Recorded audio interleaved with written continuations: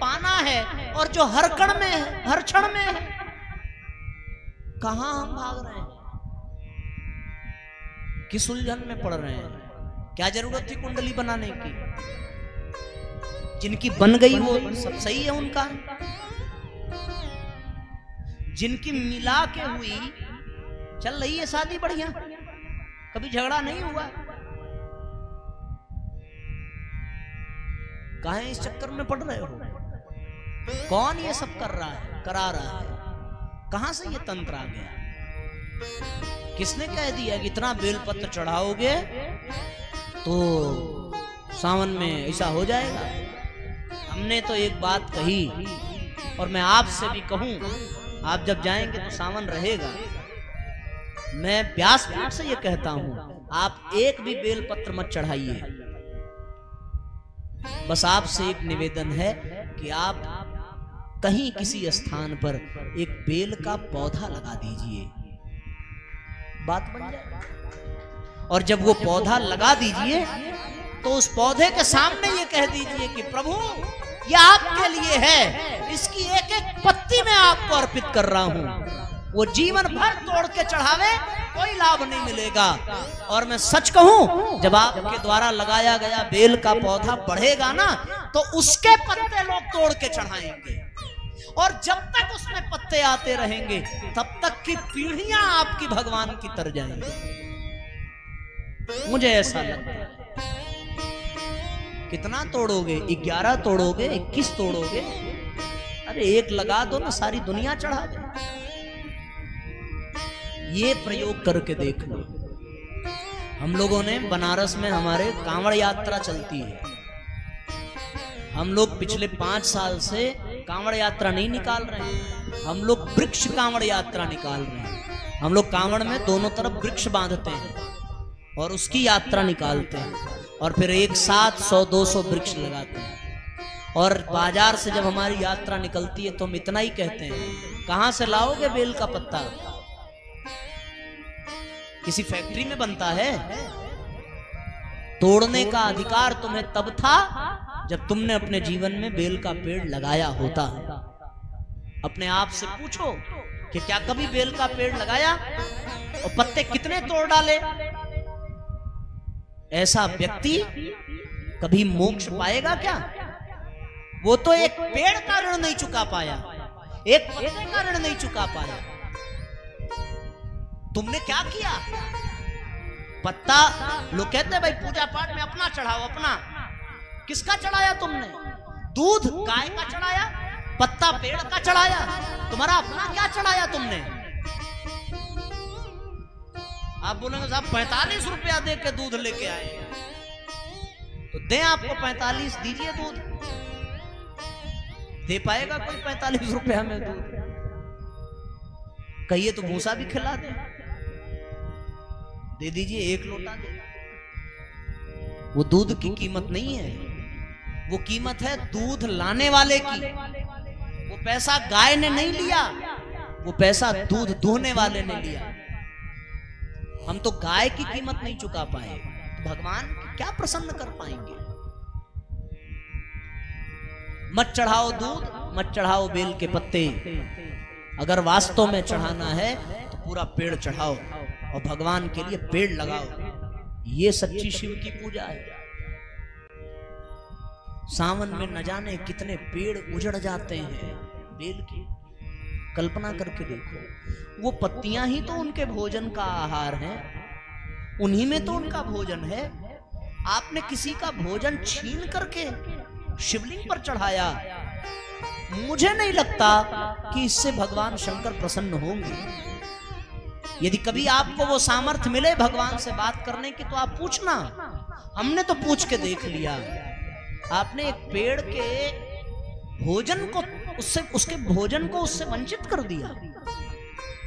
आपको किसने ये अधिकार दिया था बेल के पत्ते चढ़ाने का? बस आप शिव कथा में हमने सुना था, शिव कथा में सुना था। कभी तर्क किया क्यों कहा शिव कथा में सुना था? जहां तक मेरी समझ है वहां तक मुझे तो एक ऐसी कथा याद आती है कि कुछ नहीं था चढ़ाने को, तो टूटा हुआ बेल का पत्ता किसी भक्त ने चढ़ाया, भगवान प्रसन्न हो गए। अब कुछ पंडित पुजारी ये कहने लगे कि अरे उसके पत्ते चढ़ाने से हो गए, तो उसने टूटा हुआ चढ़ाया, हम तोड़ के चढ़ाएंगे। और ये परंपरा बन गई। शिव जी को बेल का पत्ता पसंद है? नहीं। अगर कोई भगवान ये कहता है कि संसार की हरियाली को नष्ट करोगे तब मैं प्रसन्न होऊंगा, मैं ऐसे भगवान को नहीं मानता। आप मानो, मेरी नजर में फिर शिव भगवान नहीं है जो इस बात की अनुमति दे रहे हैं कि एक हरे भरे पेड़ को तुम उजाड़ दो, 108 पत्तियां चढ़ाएंगे, 1008 पत्तियां चढ़ाएंगे और सावन में पूरे पेड़ का सत्यानाश कर देंगे। जो पेड़ सबके जीवन का आधार था, जो पेड़ न जाने कितने पशु पक्षियों का आशियाना था, जो पेड़ न जाने कितनों को प्राणवायु दे रहा था, आपने सबके साथ गद्दारी की है केवल एक पत्थर को प्रसन्न करने के लिए। ये हम पाप कर रहे हैं, ये हम पुण्य नहीं कर रहे, ये पूजा नहीं है। अगर कोई परंपरा की इज्जत रखनी है तो चलो 1-2 चढ़ा दो भैया, बस। हम रुद्राभिषेक कराते हैं, हम कह देते हैं मिले और आसानी से मिले और गिरा हुआ मिले तो ले आना, तोड़ के मत ले आना। और अगर तोड़ करके लाए तो तुम बेल का पेड़ लगाओ, तब रुद्राभिषेक का लाभ मिलेगा। सीधी सी बात। इसलिए साथियों, मैं ये चर्चा कर रहा था कि हमें इधर उधर नहीं भटकना, हमें भटकना है बिल्कुल नहीं भटकना। भगवान की पूजा में भगवान को पाने की कोशिश करो। आपको पता है सावन में दूध चढ़ाना है, किसी के घर 4 लीटर आ रहा है, किसी के घर 5 लीटर आ रहा है, रिक्वायरमेंट बढ़ गई, ठीक। और प्रोडक्शन बढ़ा, क्या प्रोडक्शन बढ़ा दूध का? कोई फैक्ट्री मिली दूध की? आ तो गाय से ही रहा है, रिक्वायरमेंट बढ़ गई। रिक्वायरमेंट की भरपाई के लिए क्या करेगा वो फिर गाय को इंजेक्शन लगाएगा, गाय को इंजेक्शन लगा करके जबरदस्ती दूध निकालेगा। और गाय को हम माता कहते हैं।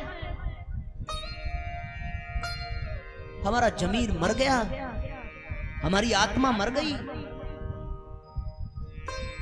अपनी मां को इंजेक्शन देकर के दूध लिया जा रहा है।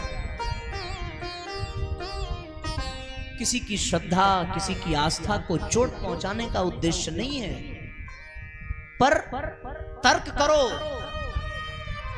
आज इन बातों को लोग सुनेंगे तो कहेंगे ये हिंदू धर्म का विरोधी बोल रहा है। पता करो इसका इतिहास, कहीं ये कोई अन्य संप्रदाय का तो नहीं है। और फिर मीडिया वाले पीछे पड़ जाएंगे और फिर नई नई कहानियां गढ़ करके उसमें जोड़ देंगे, अरे ये तो बनारस का है ही नहीं, ये तो बेवजह अपने नाम के आगे तिवारी लिख रहा है, ये जरूर कोई चाल है, जरूर इसने कहीं से कमीशन खाया होगा। लोग ऐसे जोड़ देते हैं इन चीजों को। पर जो मैं कह रहा हूं उस पर विचार करो। तो फिर साहब आप उपाय बताइए ना, दूध नहीं चढ़ाएं तो क्या चढ़ाएं? चढ़ाओ दूध। अरे अभी तो कह रहे थे नहीं चढ़ाएंगे, चढ़ाओ ना। क्या मतलब? मतलब ये कि 4 लीटर चढ़ाओ, फिर 4 दिन घर में दूध नहीं आना चाहिए। अपने हिस्से का दीजिए कि हम अब 4 दिन दूध नहीं पिएंगे, अपने हिस्से का हमने दूध दिया है भगवान को। हम 4 दिन नहीं पिएंगे, बिना दूध के रहेंगे। या सावन भर हम दूध से बनी हुई कोई चीज नहीं खाएंगे, तब भगवान को हम दूध चढ़ाएंगे। अपने हिस्से का दूध दो, दूसरों के हिस्से का क्यों दे रहे हो? हमारे घर में 4 दिन बच्चा भी दूध नहीं पिएगा। जब 4 लीटर की भरपाई हो जाएगी तब हम दूध मंगाएंगे। बोलो ये ठीक रहेगा? ये होना चाहिए। और सावन में ही दूध चढ़ाने का विधान क्यों है? सावन में बरसात होती है, बरसात में कीड़े मकोड़े बहुत बढ़ जाते हैं। गाय घास चरती है, घास चरते चरते कीड़े मकोड़ों को भी खा जाती है, उससे दूध विषैला हो जाता है। इसलिए सावन में दूध मत पियो। तो फिर दूध कहां जाएगा, नहीं पिएंगे तो। तब शंकर भगवान ने कहा चिंता मत करो, विष कोई और ले चाहे ना ले, मैं लेने को तैयार हूं। कहीं नहीं जाएगा विषैला दूध, मेरे पास ले आना, मैं स्वीकार करूंगा। और वैज्ञानिकों ने प्रयोग किया है, शिवलिंग में एक शिवलिंग की आकृति ऐसी है कि उससे एक तरंग पैदा होती है, और उस तरंग से जब दूध का स्पर्श होता है तो उसकी विषाक्तता घटती है। और शिवलिंग पर चढ़ाए हुए दूध को यदि कोई प्राणी पिए तो उसमें दूध की विषाक्तता की मात्रा कम होगी, फिर वो दूध नुकसान नहीं करेगा। इसलिए रुद्राभिषेक करो तो रुद्राभिषेक के बाद जो दूध आपने भगवान को चढ़ाया है उसे प्रसाद के रूप में बांट लीजिए और उसका पान करिए। ये उसका विज्ञान है। पर हम लोगों ने क्या किया, हमारी चाय नहीं छूटी, हमारा कॉफी नहीं छूटा, हमने प्योर दूध में चाय बनाई और फिर रुद्राभिषेक किया। अपना दूध नहीं दिया, गाय को इंजेक्शन लगवाया, जबरदस्ती दूध निकलवाया, वो भगवान को चढ़ाया। किस बात? सोचो जरा, विचार करके देखो। मुझे तो ऐसा लगता है कि ये पाखंड है। अगर वास्तव में हम अपने सनातन धर्म से जुड़े होते तो हम बेल के पेड़ से पत्तों को तोड़ने पर 100 बार सोचते, किसी गाय को इंजेक्शन लगा करके दूध निकलवाने पर 100 बार सोचते। तो आप करो रुद्राभिषेक, आप करिए भगवान शंकर की पूजा, लेकिन बेल का पेड़ भी तो लगाओ, दूध अपने हिस्से का भी छोड़ो। ये करो संकल्प कि हम सावन में उतने दिन चाय नहीं पिएंगे जब तक उस दूध की भरपाई नहीं हो जाए। है औकात, है हिम्मत चाय छोड़ने की? नहीं है तो आपको रुद्राभिषेक करने का अधिकार भी नहीं है, नहीं करना चाहिए। मैं तो बिल्कुल नहीं कहूंगा, और मैं ये भी कहूंगा कि आप अधिकारी भी नहीं है और आप पाप कर रहे हैं। आपके द्वारा रुद्राभिषेक एक पाप कर्म है, उसकी निंदा मैं करता हूं। हम भी रुद्राभिषेक करते हैं और हम भी कराते हैं, पर जहां कराते हैं वहां हम ये कहते हैं कि अब इतने दिनों तक आपके घर में दूध नहीं आना चाहिए, या आवे तो केवल बच्चों के लिए आवे जिनके लिए बहुत जरूरी है। आप चाय छोड़ दीजिए। अगर आप 100 ग्राम चाय लेते हैं डेली दूध, तो जब तक आपका 4 लीटर पूरा नहीं होता तब तक चाय मत पीजिए। कर सको तो रुद्राभिषेक करो, नहीं कर सकते तो हमसे भैया नहीं होगा, ना हम कराएंगे ना करने देंगे। आप किसी और पंडित को बुला लो, जो मानते हैं उनको हम कराते हैं, जो नहीं मानते हमसे नहीं होगा, है ना। हमारे घर में श्रीमती जी कहती है कराना पड़ेगा, हमने कहा बिल्कुल कराएंगे, फिर उतने दिन लेना नहीं है, मान हो जाएगा, मान लिया हो गया, ठीक है ना। ऐसा करना। तो हमें भगवान से जुड़ना है, हमें इन प्रपंचों में, इन पाखंडों में नहीं जुड़ना।